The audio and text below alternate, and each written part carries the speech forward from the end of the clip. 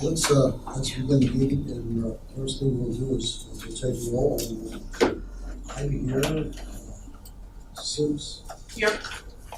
Schwartz. Yes, here. Morgan. Here. Nick. Here. Alma. Here. Galloway. Here. All present and counted for.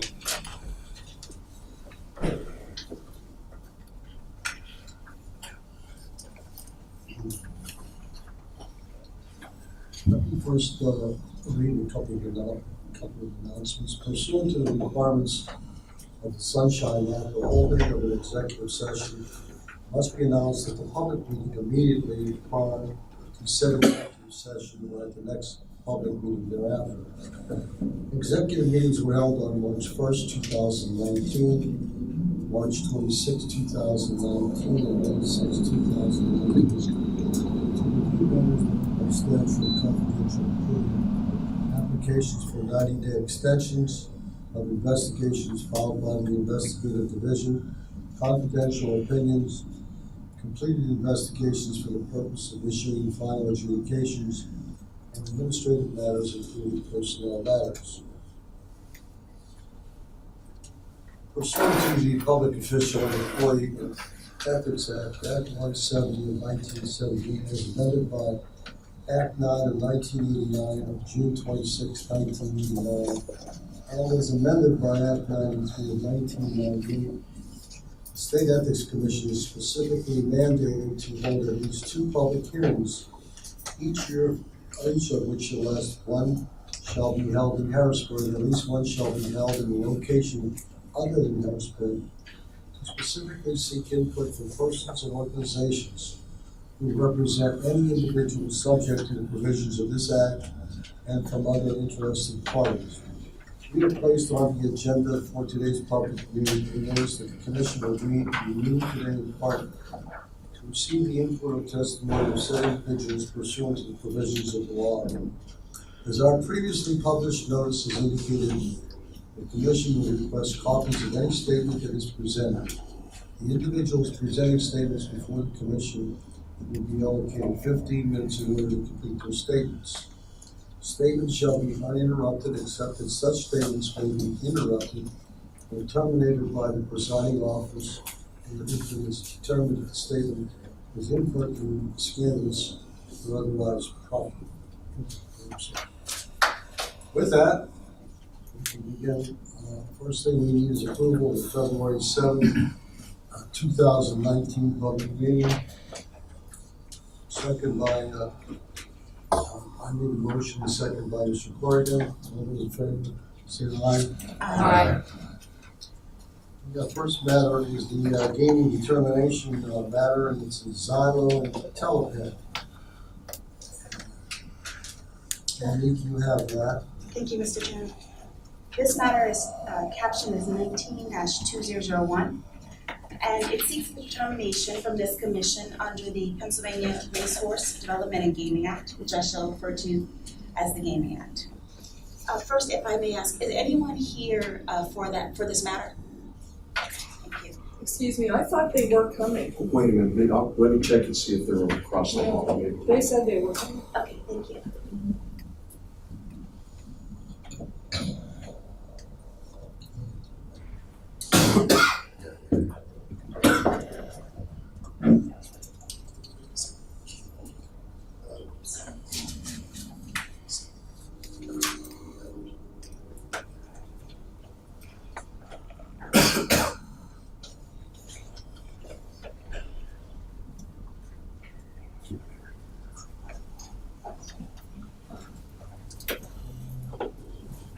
Hi, welcome.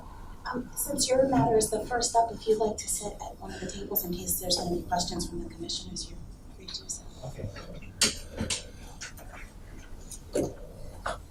I'm Commissioner Galloway, and I will be presenting your matter to the commissioners, and then the floor will be open if you want to share anything with us for consideration. But just to reiterate, this matter is captioned as 19-2001, seeking a determination from this commission under the Pennsylvania Racehorse Development and Gaming Act, which again I'll refer to for the course of this discussion as the Gaming Act. The facts pertaining to this request are as follows. The requesters Aaron Zylo and Eric Talahead are employed as technical field representatives for the Pennsylvania Gaming Control Board, which I shall refer to as the board. Mr. Zylo and Mr. Talahead seek a determination from this commission as to whether the duties of the position of technical field representative with the board would cause them to be subject to post-employment restrictions of section 1201H13 of the Gaming Act. Mr. Zylo and Mr. Talahead submitted to this commission an official job classification specification for the position of technical field representative for the board. And such job specification has been provided to each of my fellow commissioners. Mr. Chair, I would suggest that this would be an appropriate time for the interested parties to speak on the matter, and I think there's one gentleman here now. Would you introduce yourself before you get to My name is Aaron Zylo. I'm a technical field representative for the Pennsylvania Gaming Control Board. I'm here to advocate for the removal of the technical field representative, hereinafter referred to as TFR position. There are two components to 1201H13. First one being the employee of the board, which is not disputed. The second component is a listing of duties within the position. Those duties are listed as substantially involved licensing, which TFR does not. There's also listed duties substantially involved enforcement, which a TFR does not. Duties substantially involved development of law, a TFR does not. Duties substantially involved the promulgation of regulation, TFR does not. List duties substantially involved development of policy, the TFR does not. And finally, there's a listing for discretionary authority, which a TFR does not. In conclusion, 1201H13 does not list any duties that the TFR holds. I'm here to ask for the removal of the TFR position from the list associated to 1201H13 and for clarification and questions. Thank you.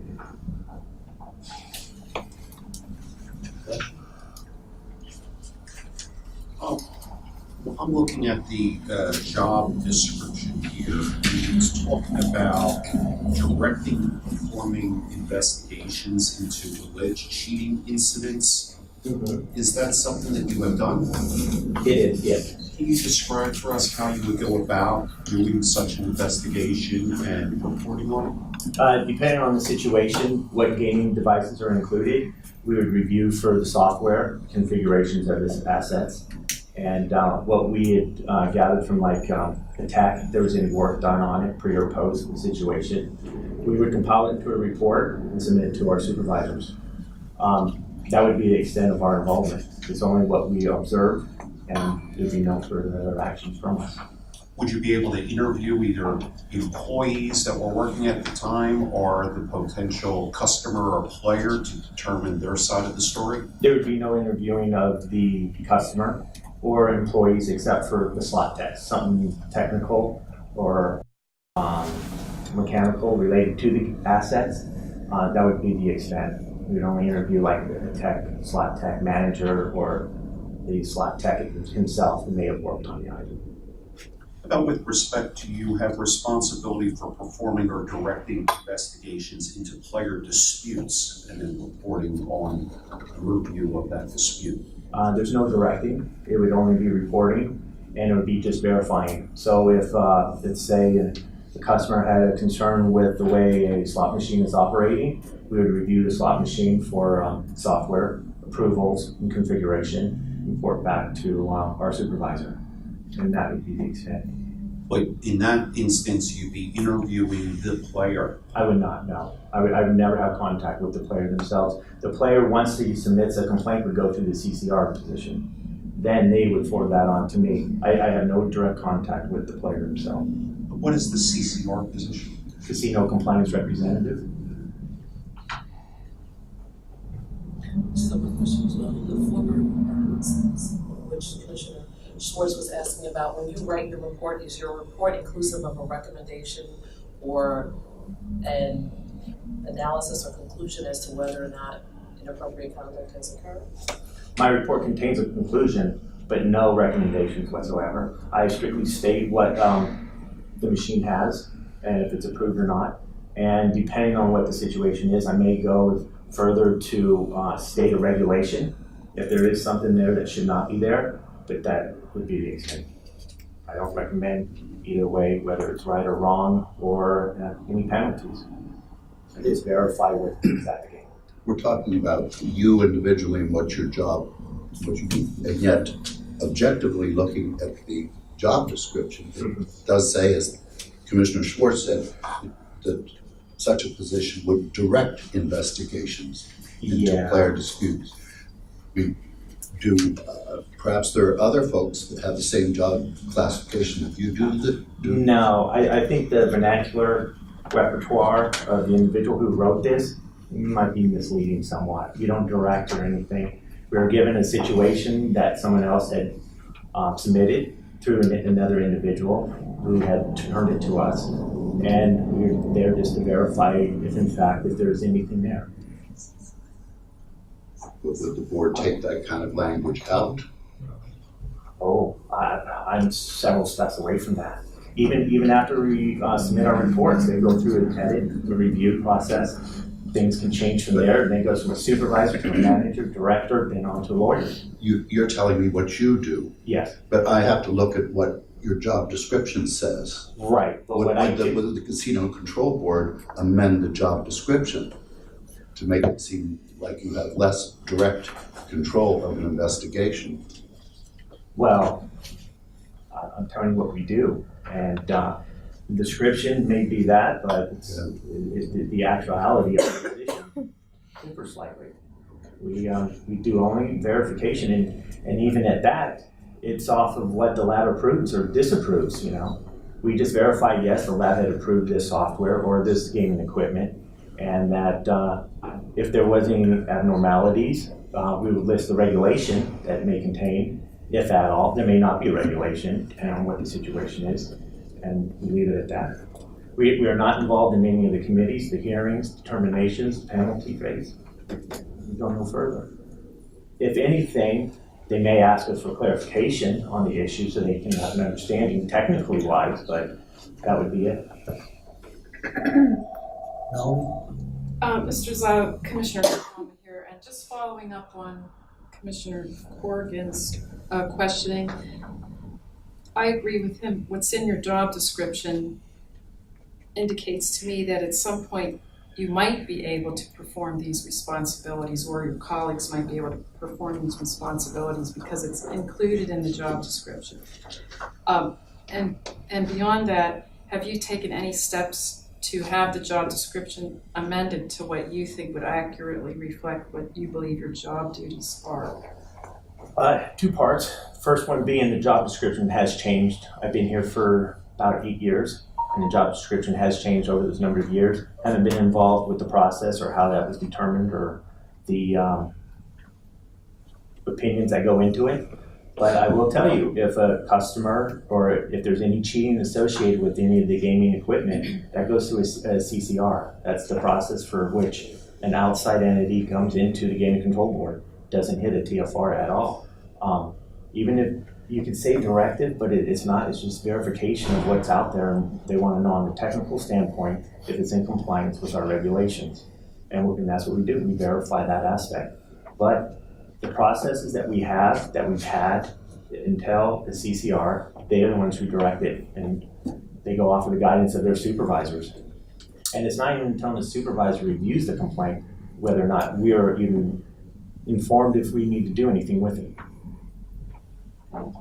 So, Mr. Bell, we do find it interesting that what you're performing and what your job description states are slightly, have some slight variances. Yes. But we want to explain to you that from this commission's perspective, in order for us to determine whether you're subject to section 1201H13, we have to look at objective measures. And some of those objective measures are the job descriptions, job classifications, and the org chart. So that's why we asked you, and we're pleased that you were able to submit your job description. And I'm presuming that this is the most current job description that you are subject to, correct? I believe so. Okay.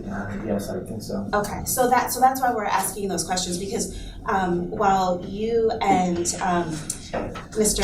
Talpan have raised this question to the commission, you understand that anything that we address on this issue is for that particular role, the field technical representative. So it would apply to anyone who is serving in that capacity. Yes. Okay. And when I'm speaking in that capacity, I'm speaking for everyone that holds that position as well. Sure, we understand that, and that's where the inquiry in terms of how do we rectify what you're describing as what you do versus what your job description states. So Right. that's where those questions come from. Sure, I understand it as a directive, but it's a strong word to use for what we do, and it could be better phrased, I think, to actually capture what we do. So you do write reports, you do provide conclusions, but you just disagree with the term of directing the investigation. Conclusions only to what we found. Okay. So if a customer complained about a machine, which is most of the cases, we go look to make sure that they're configured under the regulatory guidance. We see it is, we say our conclusion is the game is operating as defined by our regulations, and that's the extent of the conclusion. If for some reason we do find that the games aren't configured under regulatory guidance, we would list the regs that it wasn't adhered to, and then that would have been it. A conclusion is more of the summary of the report. It's not a determination.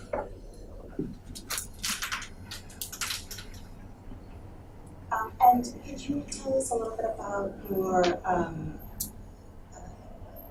role in terms of being a part of the opening team? Your job description talks about being one of the key employees involved with the opening team. What are some of those responsibilities? Some of those responsibilities would include the incoming of the gaming assets, all of the software associated with those assets, the configuration of those assets, the progressive setups, the floor layouts, the communications from the property to us in that how the floor is going to be set up, the blueprints as far as asset placement, positioning on the bank, we would verify all that as well.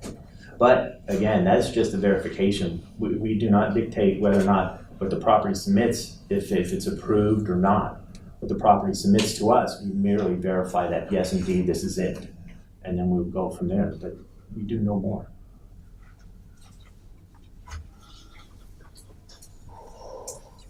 Anyone else?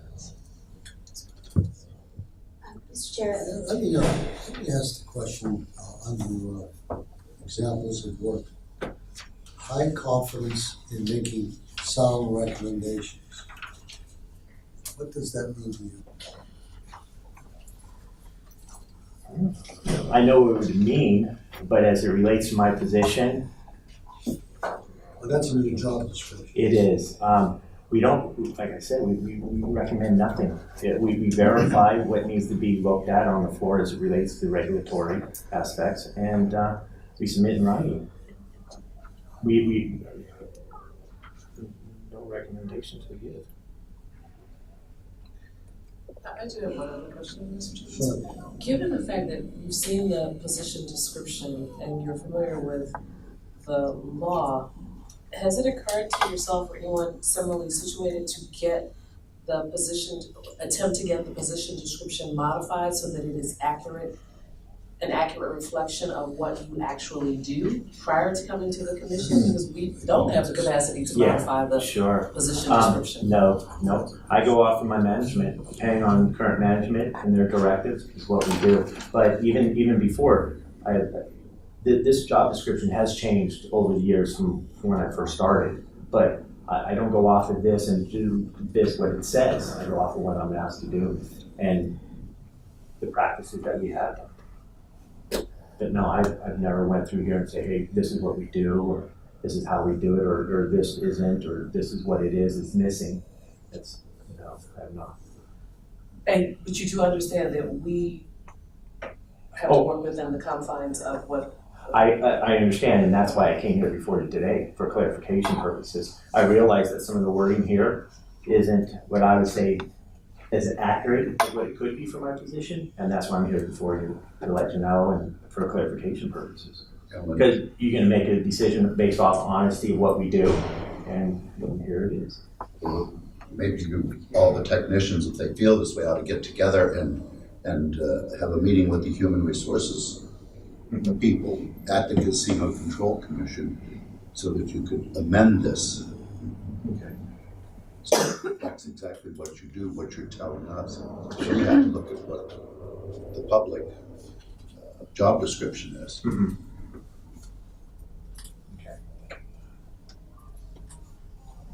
Questions? Mr. Chair, would you like to deliberate? Sure, Pause? go ahead. Okay. Or We'll go into a brief quasi judicial session, if everyone can leave and give us a minute to do that. We're gonna go into quasi, we're gonna meet private, of course, okay? Okay. Before we go into. Public meeting reconvened.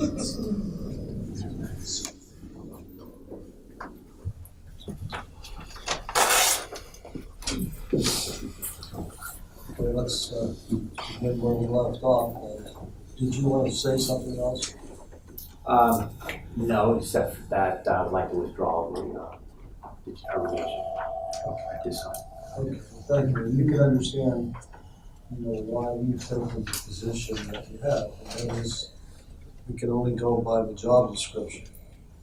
So I don't know, you can get them to modify the job description. You might want to work on that. Okay. And then come back here. Yeah, Sure. thank you. Okay, all right, thank you very much.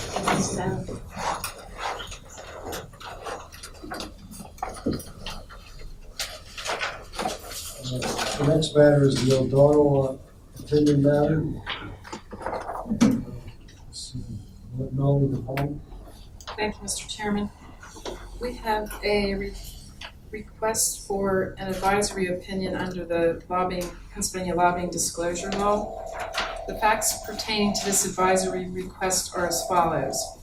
A requester is Robert W. O'Donnell, Esquire, of the law firm of O'Donnell Stacy. Mr. O'Donnell has been authorized by the Board of Directors of Mastery Charter High School, which I shall refer to as MCHS, to request an advisory opinion on its behalf. MCHS is a Pennsylvania nonprofit corporation and a charter school organized and operating under Pennsylvania charter school law. Mr. O'Donnell poses the following questions. 1, whether MCHS would be exempt from the registration and reporting requirements of the lobbying disclosure law as a principal, lobbyist, or lobbying firm as long as its employees would be acting in their official capacities. 2, whether MCHS's exemption would be unaffected unless its expenses for non-exempt lobbying purposes would exceed $3,000 in a reporting period. And 3rd, in the event that the expenditures for non-exempt lobbying purposes would exceed $3,000 in a reporting period, whether the expenses incurred by MCHS, which would otherwise be exempt, would have to be included as expenditures subject to disclosure. Mr. Chair, I would suggest that this would be an appropriate time for any interested parties to speak on this matter. Is there anyone here who? Mr. O'Donnell was not able to be here and he apologized for that. Okay, thank you, then I'll proceed. Mr. Chair, I have reviewed the facts and relevant statutory provisions. MCHS is both a corporation and a political subdivision, as that term is defined in the Ethics Act. Because a corporation or a political subdivision can be a principal, as the lobbying disclosure law and lobbying disclosure regulations define the term, MCHS would be a principal to the extent it would engage in lobbying on its own behalf and or one or more lobbying firms or lobbyists would engage in lobbying on its behalf. There is no indication in the submitted facts that MCHS would engage in lobbying on behalf of others for economic consideration, and therefore there is no basis in the submitted facts to conclude that MCHS would be a lobbying firm or lobbyist. A principal is subject to the registration and reporting requirements of sections 13A.04 and 13A.05 of the lobbying disclosure law unless it qualifies for exemption pursuant to section 13A.06 of the lobbying disclosure law. Having considered the relevant statutory and regulatory provisions, and commission precedent with regard to the questions Mr. O'Donnell has posed, I would like to make the following motion. I move that the holding of this commission in this matter be as follows. MCHS would be considered a principal, as that term is defined by Pennsylvania's lobbying disclosure regulations, to the extent it would engage in lobbying on its own behalf and/or one or more lobbying firms or lobbyists would engage in lobbying on its behalf. Lobbying by MCHS itself or by MCHS officials or employees acting in their official capacities would be exempt from the registration and reporting requirements of the lobbying disclosure law. If MCHS's expenses for lobbying by one or more persons other than itself or its own officials or employees acting in their official capacities would exceed $3,000 in any reporting period, MCHS would lose exempt status and immediately would be subject to the registration and reporting requirements of the lobbying disclosure law. As a registered principal, MCHS would be required to electronically file with the Pennsylvania Department of State either a quarterly expense report or a statement of failure to meet the reporting threshold of Section 13A05D of the lobbying disclosure law for each quarter. It would be registered as a principal, with such filings due no later than the 30th day after each quarterly reporting period would end. However, expenses incurred by MCHS for the lobbying activities of MCH itself or for MCH officials or employees acting in their official capacities would not have to be included as expenditures subject to disclosure pursuant to the lobbying disclosure. Mr. Chairman, that is my motion. Motion made by Darrell DePaul, seconded by Roger Nick. Any questions? All those in favor say aye. Aye. All opposed say no. Ayes have it. Next matter is the Christmas matter that dealt with the redistricting reform commission. Mrs. Sim? Yes. Yes, thank you, Mr. Chairman. Ms. Sims, may I just, real quick, I had said, Mr. Chairman, just from a disclosure point, I'm not recusing from this matter, but I was, up until 2017, a member of the executive committee of the board of Committee of 70. I resigned from that position to take this position on the commission. I don't believe I have any appearance of conflict or actual conflict, but I'd like to note that for the record. Mr. Chairman, this matter is one before the commission will be asked to issue an advisory opinion. The requester is Patrick Christmas, and Mr. Christmas is the policy director for the Committee of 70 and is also a registered lobbyist. Is he here? Or anyone here related to this matter? Okay. The Committee of 70, as the commission may know, is a nonpartisan 501c3 nonprofit and a registered principal with a history of advocacy involving good government reforms. The president and CEO of the Committee of 70 is David Thornburg. Mr. Thornburg is a registered lobbyist as well as the chair of the Pennsylvania Redistricting Reform Commission, which I shall hereafter refer to as the Reform Commission. The Reform Commission was created by Governor Wolf through Executive Order 2018-07, which has been supplied to all commissioners. Mr. Christmas states that although, as of the date of his advisory request letter, his work supporting Ms. Thornburg on the Reform Commission has been primarily logistical, such as scheduling meetings, he plans to be a part of the team that conducts research and assists in writing the Reform Commission's final report, which is due to the governor and legislative leaders by August 29, 2019, and which will contain best practices related to nonpartisan redistricting, findings from public hearings conducted by the Reform Commission, and recommendations from the Reform Commission to the governor and legislative leaders to inform the redistricting process. Mr. Christmas states that the Committee of 70 was a leading advocate for redistricting reform and worked closely with the members of the General Assembly to help shape legislation during the 2017-2018 legislative session. The Committee of 70 anticipates engaging in sufficient lobbying this year to warrant registering and filing expense reports with the Pennsylvania Department of State. The Committee of 70 plans to continue lobbying regarding redistricting reform and other election-related issues during and after the Reform Commission's 2019 timeline. Additionally, the Committee of 70 might lobby for recommendations contained in the Reform Commission's final report. Based upon the submitted facts, Mr. Christmas asked whether his work assisting the Reform Commission would constitute lobbying subject to the disclosure requirements of the lobbying disclosure law. I've reviewed the facts and the relevant statutory provisions, and I move that the holding of the commission in this matter be as follows.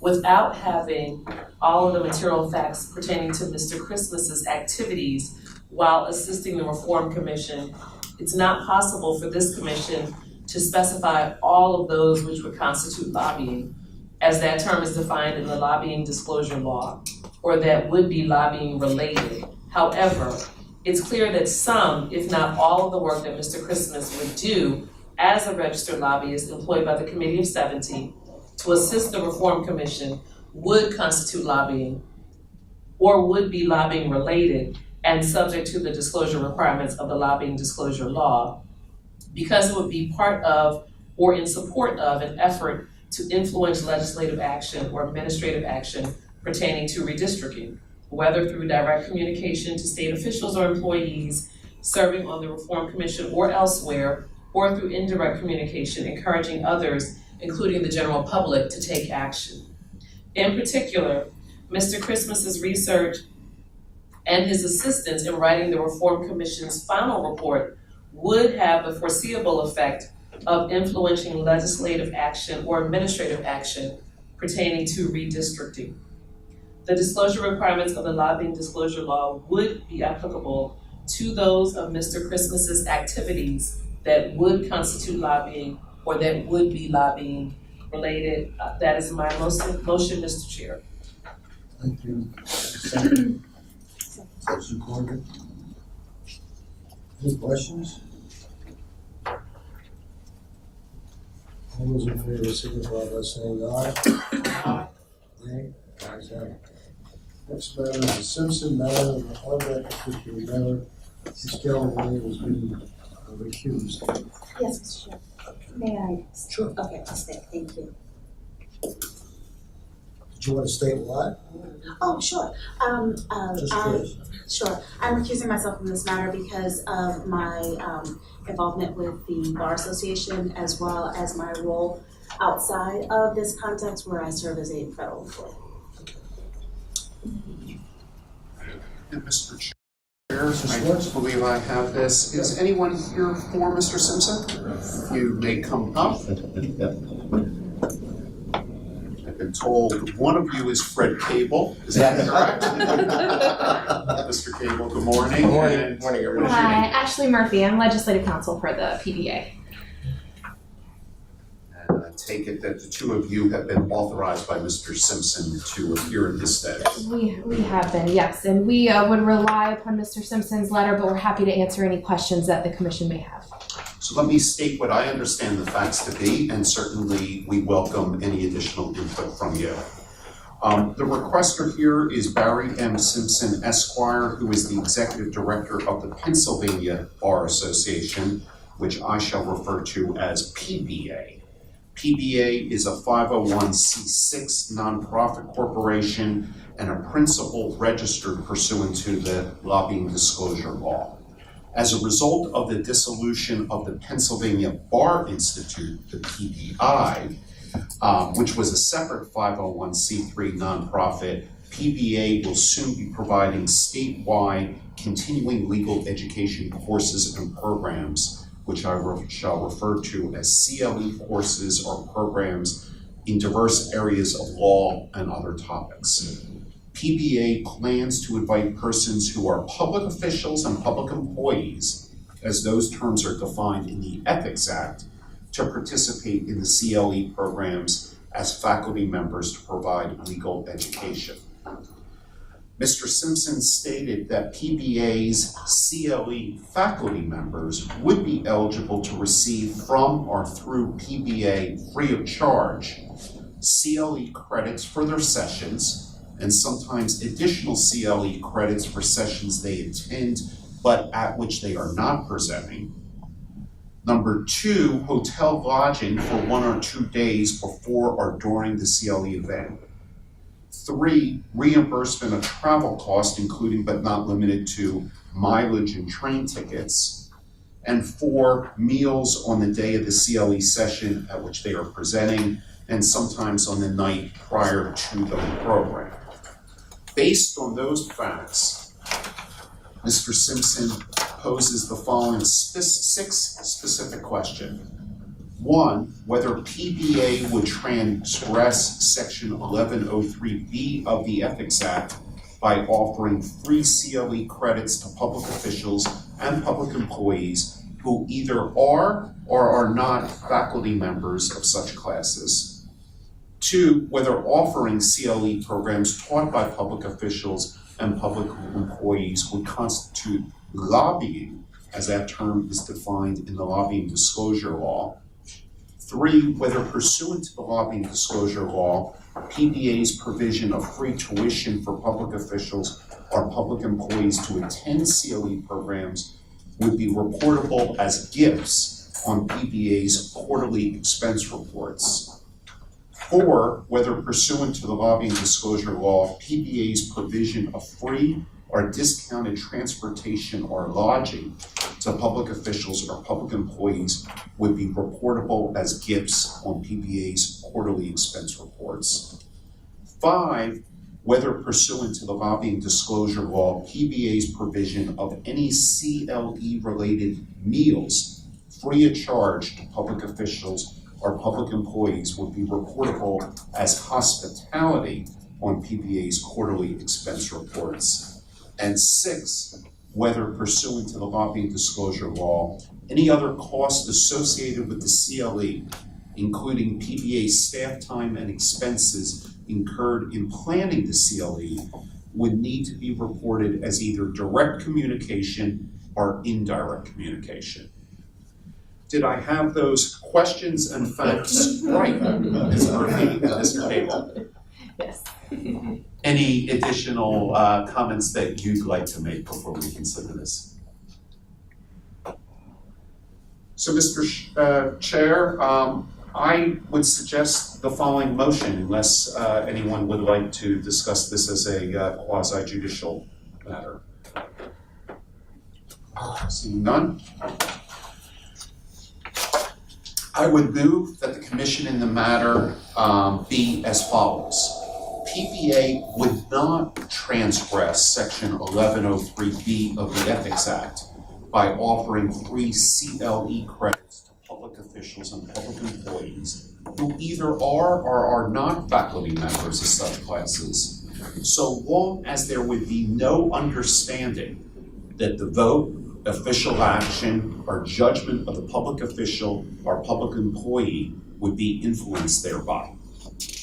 A CLE program offered by PBA would constitute lobbying if the program would include one or more efforts to influence legislative action or administrative action in Pennsylvania through either one or more of the following 3 items. First, direct communication with one or more state officials or employees speaking at or otherwise attending, participating in, or being provided with materials from the program.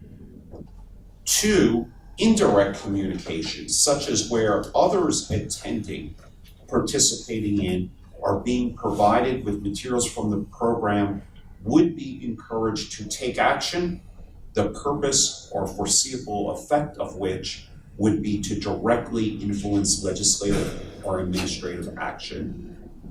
Or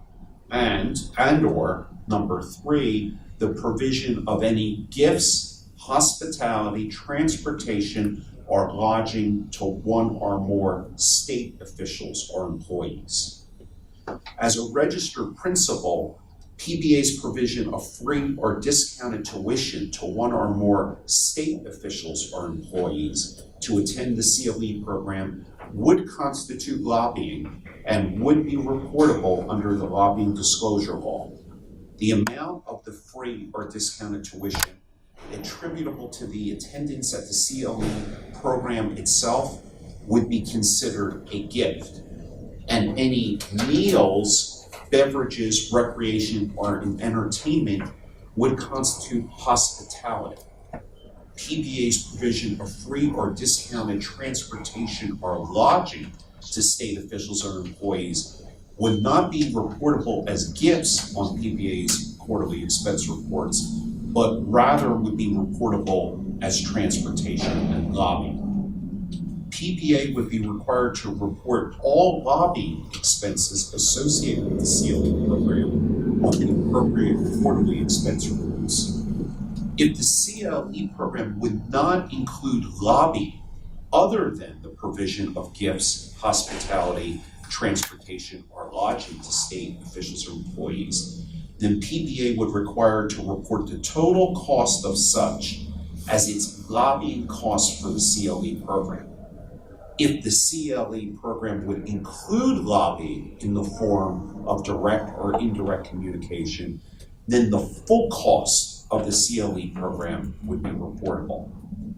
PBA's expense reports must include the total cost of all lobbying for the applicable period and allocate such total amount among the three breakout categories. 1, cost for gifts, hospitality, transportation, and lodging given to or provided to state officials or employees or their immediate families. 2, cost of direct communication. And then 3, cost of indirect communication.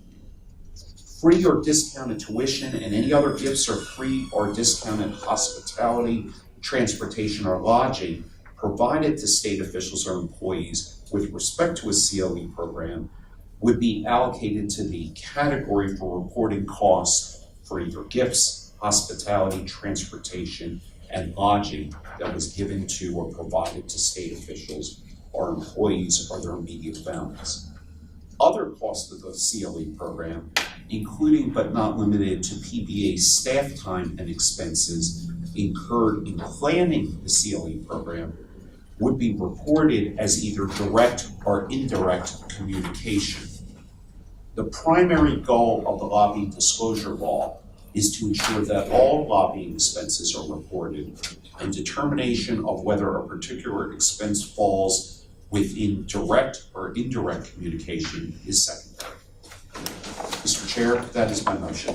Very good. Second? Melanie? Second. Did any of you want to say something? Okay, thank you very much. All those in favor signify by saying aye. Aye. Nay, the ayes have it. Thank you very much. Thank you. Thank you.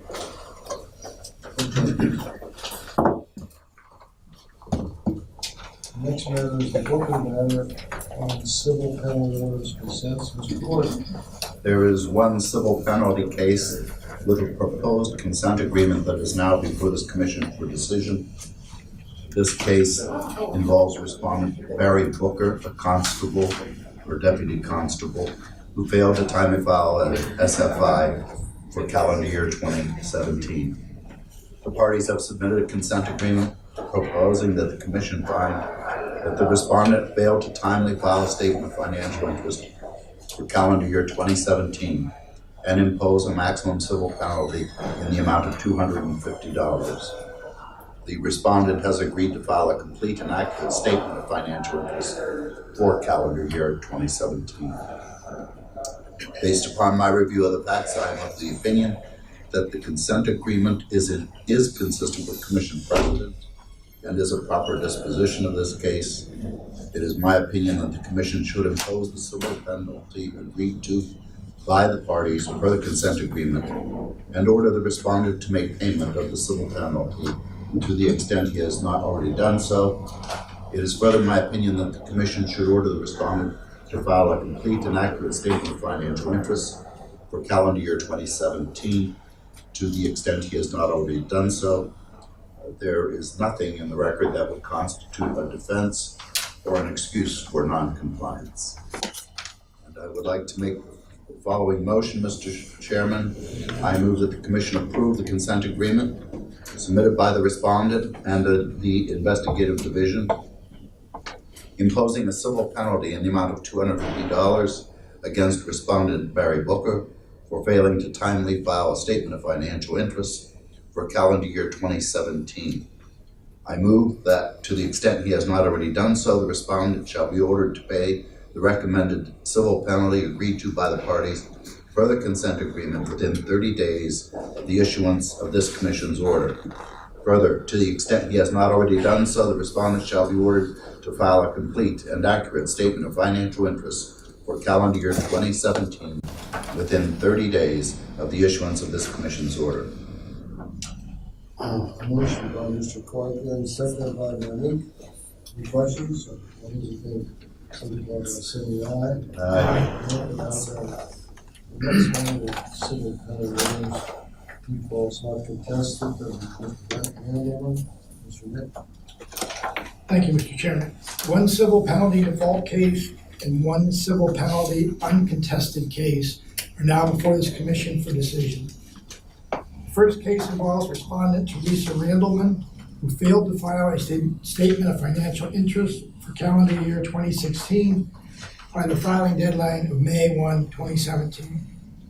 Respondent Randleman did not take action or respond to the civil penalty proceedings, and she has not filed a delinquent form. The second case involves respondent James Kelly, who failed to file a statement of financial interest for calendar year 2017 by the filing deadline of May 1st, 2018. Respondent Kelly filed a delinquent form with this Commission after civil penalty proceedings were initiated against him. Respondent Kelly also filed an answer in which he stated that he takes full responsibility for not filing his statement of financial interest on time. He was dealing with family matters at the time, but he's not making excuses, and he will accept any penalty that this Commission feels is necessary. Mr. Chairman, could we have a brief quasi-judicial deliberation? Sure. I kept staff thinking about that.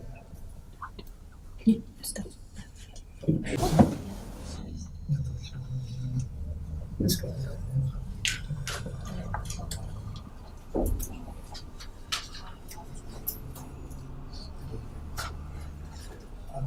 Following review, it is my opinion that as to each of these respondents, the Commission should levy a maximum civil penalty of $250 for the delinquent statement of financial interest. There is nothing of record that will constitute a defense or excuse for their failure to comply with the Ethics Act. It is my opinion that the Commission should also order respondent Randleman to file her statement of financial interest. I move that this Commission levy a maximum civil penalty in the total amount of $250 against respondent Teresa Randleman for failing to file a statement of financial interest for calendar year 2016. Further, respondent Randleman shall be ordered to file her statement of financial interest for calendar year 2016 within 30 days of issuance of the Commission's order. Finally, I move that this Commission levy a maximum civil penalty in the total amount of $250 against respondent James Kelly for failing to timely file a statement of financial interest for calendar year 2017. Motion made by Roger Nick, seconded by Sheila Sims. Any questions? All those in favor signify by saying aye. Aye. Nay. Ayes have. I thought Roger was going to forward his per diem to. Certainly will set a precedence. What's that? We've already talked to Mr. Kelly about stretching the payments out. Okay, good. We can do it as long as he needs. You didn't say anything to me about what Roger's commitment to him was. Okay. The next item is how to make Caldwell civil penalties contested. I'll let the hanging judge. Thank you, Mr. Chairman. Oral. There is one contested civil penalty case that is now before this commission for decision. This case involves respondent Keturah Caldwell, a former income maintenance caseworker for the Pennsylvania Department of Human Services, who failed to timely file a statement of financial interest for calendar year 2016 with the Pennsylvania Department of Human Services. The respondent was served with a notice letter and a final notice letter, each of which informed her of the delinquency of her statement of financial interest for calendar year 2016 and provided her an opportunity to avoid the institution of civil penalty proceedings by filing the delinquent form.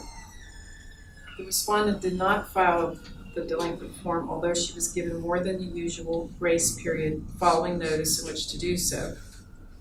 The respondent filed the delinquent form with this commission after civil penalty proceedings were initiated against her. The respondent also filed an answer asserting in pertinent part that she was under the impression that once her Commonwealth employment was terminated in October 2016, she was no longer obligated to report anything to the Commonwealth. The respondent further asserted that she ignored the notices that she received because she thought they were sent in error and would stop. The respondent requested that a civil penalty not be levied against her because she has now filed the delinquent form. At the request of the respondent, a hearing was held in this matter. The respondent did not attend the hearing. The meeting materials that all commissioners received include the parties' pleadings as well as the hearing record and the investigative division's brief and closing statement. The respondent did not file a brief. It is my view that the evidence establishes that the respondent failed to comply with Section 1104A of the Ethics Act when she failed to timely file her statement of financial interest for calendar year 2016. There is no evidence of record to establish mitigating circumstances in this case. There is nothing of record that would constitute a defense or excuse for the respondent's failure to comply with the Ethics Act. It is my opinion that the Commission should levy a maximum civil penalty of $250 against the respondent for the delinquent statement of financial interest for calendar year 2016. Based upon my analysis and comments, I would like to make the following motion, Mr. Chairman. I move that this commission levy a maximum civil penalty in a total amount of $250 against respondent Keturah Caldwell for failing to timely file a statement of financial interest for the calendar year 2016 with the Pennsylvania Department of Human Services. Mr. Chairman, that is my motion. Motion by Mr. Palmer, seconded by Mr. Carter. Any questions? All those in favor, signify by saying aye. Aye. Nay, the ayes have it. Next one is the lobbying matter. Thank you, Mr. Chairman. There are 4 administrative penalty cases with proposed consent agreements for our consideration. Respondents Penn Warehousing and Distribution, Inc., Keystone Integrated Care, Kronos, and Keystone Progress failed to timely file quarterly expense reports for the second quarter of 2018 as principals.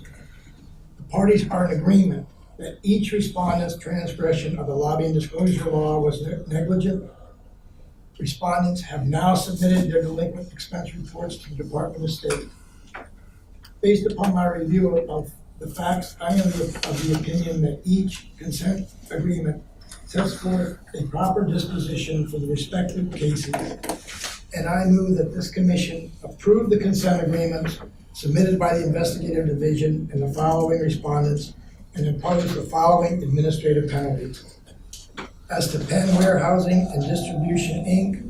and Keystone Integrated Care, 1 administrative penalty each in the total amount of $10,000 each for their delinquent expense reports for the second quarter of 2018. As to Kronos, 1 administrative penalty in the total amount of $12,041.25 for its delinquent expense report for the second quarter of 2018. As to Keystone Progress, one administrative penalty in the total amount of $14,800 for its delinquent expense report for the second quarter of 2018, and a $200 payment to be made to the commission representing a portion of the cost incurred by the commission in the investigation and enforcement of this matter.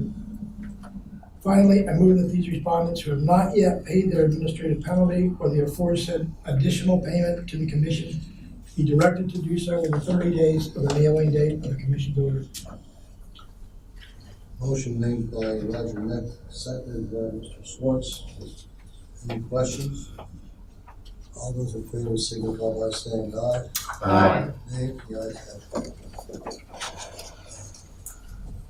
We got last action is ratification of personnel actions, and the first one is deals with the matter of a personnel matter, and I will make a motion pursuant to the Sunshine Act.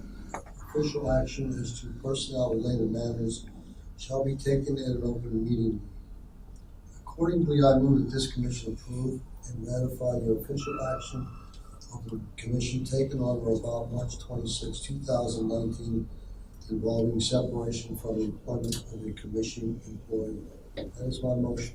Second, anybody? Second by Mr. Corrigan. Can we do an individual roll call? That might be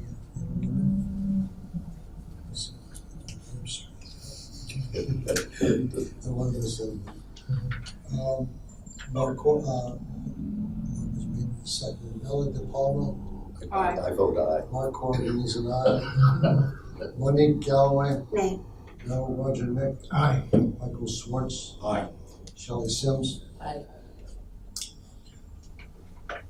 And the chair. And Chair is an aye, and I guess that's passes. There's all five, I guess there's 6 ayes and one no. The matter passes. And the second matter is the ratification of action as to personnel matters that just occurred. Pursuant to the Sunshine Act, official action as to personnel related matters shall be taken in an open meeting. Accordingly, I move that this commission approve and ratify the following actions taken on May 6, 2019 executive meeting regarding commission staff. And they are as follows. The promotions authorized the following staff: Jessica Winger from Clerk Typist 2, Group ST 03, Level 18 to Administrative Assistant, ST04, Level 16, an annual salary of $45,927, retroactive to April 15th, 2019. Jonathan Fry from Special Investigator 1, Group ST06, Level 12, Special Investigator 2, Group ST07, Level 10, and an annual salary of $59,932, retroactive to April 15, 2019. Heather Mulholland from Clerk Typist 3, Group ST04, Level 17, to Administrative Assistant, Group ST05, Level 15, and an annual salary of $51,286, retroactive to April 15, 2019. Martin Harder from Attorney 3, Group MA 10, Level 10, to Deputy Chief Counsel, Attorney 3, Group MA 11, Level 10, and an annual salary of $101,575, retroactive to April 15, 2019. And merit increases for the following: Jason Bricker, Group ST10, Level 11 to ST10, Level 13, and an annual salary of $95,120, retroactive to April 15, 2019. And Gregory Corn from Group ST08, Level 10 to ST08, Level 12, and an annual salary of $71,394, retroactive to April 15, 2019. And lastly, Daniel Bender from ST09, Level 17 to ST09, Level 19, and an annual salary of $95,120, retroactive to April 15, 2019. I make the motion, I guess it'll be seconded by Mr. Corrigan. Any questions? All those in favor, signify by saying aye. Aye. Opposed? The ayes have it. I have another question. We have to be that specific in ratifying what we did yesterday. Do we have to put names and the numbers in there? Can't we just say, Are you asking me or him? well, either one of you, can't we just, like we did with the employee that was dismissed, say yesterday we granted so many merit increases and reclassifications? There's various case law on how much disclosure is required at the public meeting. The more detail you give, the less chance of a problem with OA or, some member of the public saying that we didn't adequately, present this. So I think I don't it's. recall ever being that specific, that's why I was just wondering. We do it, when I put that, drafted that, I put it together with the intent that OA is going to get that.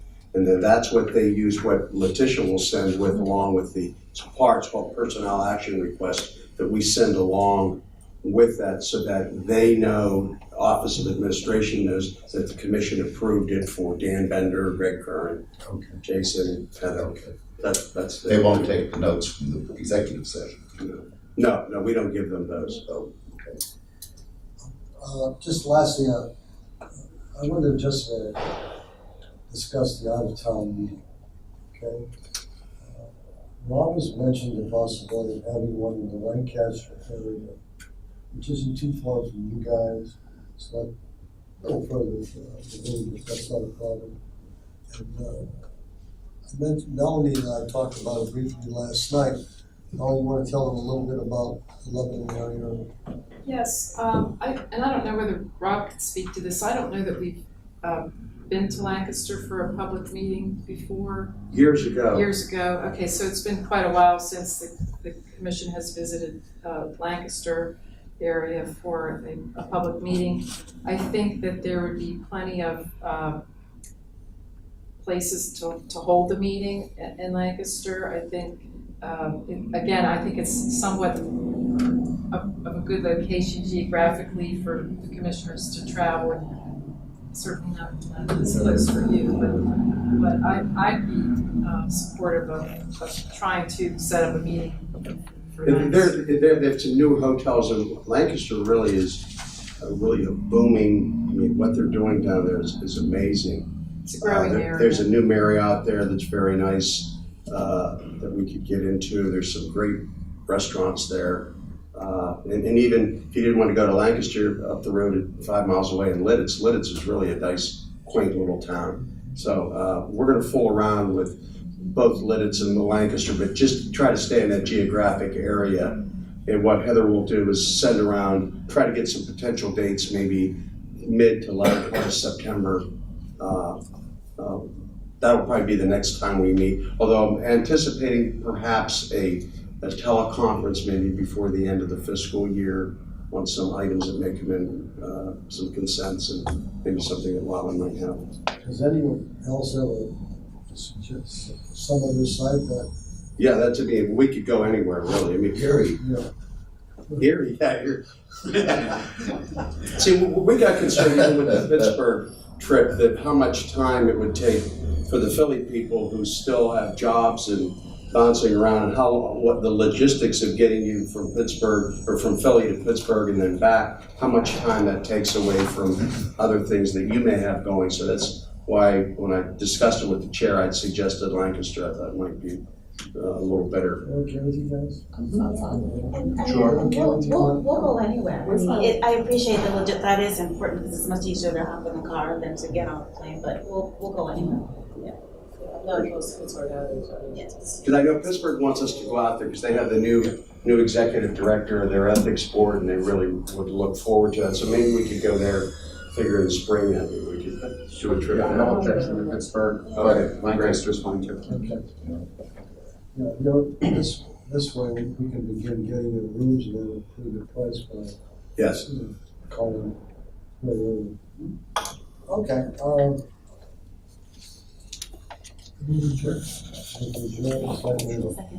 Second, I'll second. Diane.